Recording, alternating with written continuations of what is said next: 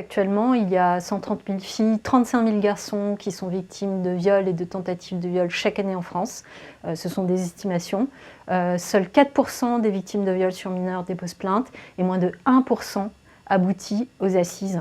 Donc en matière de pédocriminalité, on est dans une impunité quasi totale.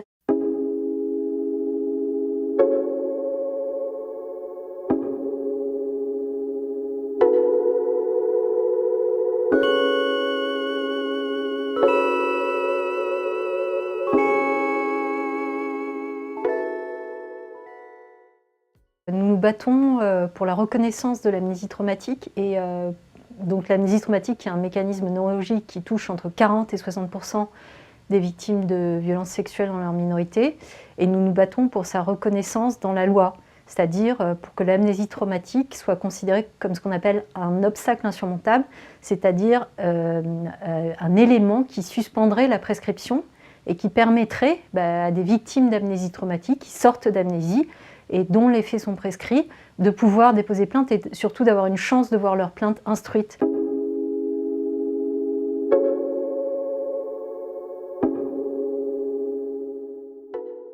On souhaite évidemment que à terme, la société française fasse le choix de l'imprescriptibilité, parce que ça nous paraît un choix sociétal majeur, ça nous paraîtrait un signe de tolérance zéro par rapport à tous les pédocriminels. Et d'ailleurs, je remarque au passage que toutes les récentes affaires, que ce soit Sarah Abitbol, Vanessa Springora, auparavant Flavie Flament, ce sont des victimes prescrites, de faits prescrits, qui ont souffert pendant des années, qui ont eu le courage de monter au créneau.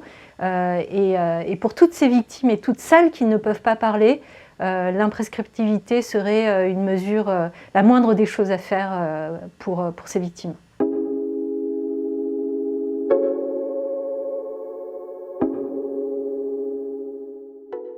Ça serait sous réserve d'expertise.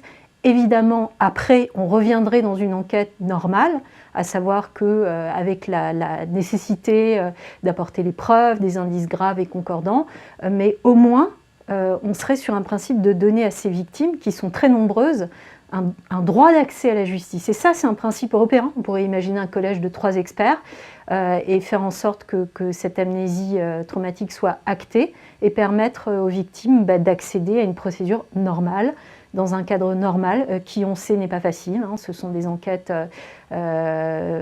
longtemps après les faits qui sont difficiles à mener, mais dans les cas de crimes sexuels sur mineurs, comme je l'ai déjà souligné, plus les années passent et plus parfois les victimes sont nombreuses et plus parfois l'accès à la justice est amélioré.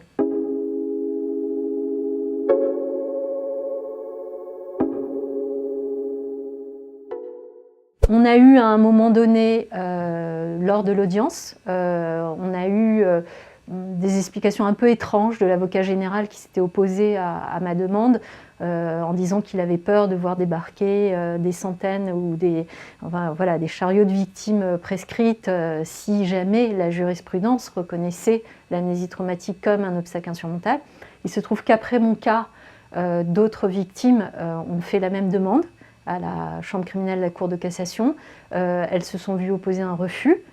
Donc récemment, la Cour de cassation a très clairement dit que l'amnésie traumatique n'était pas un obstacle insurmontable.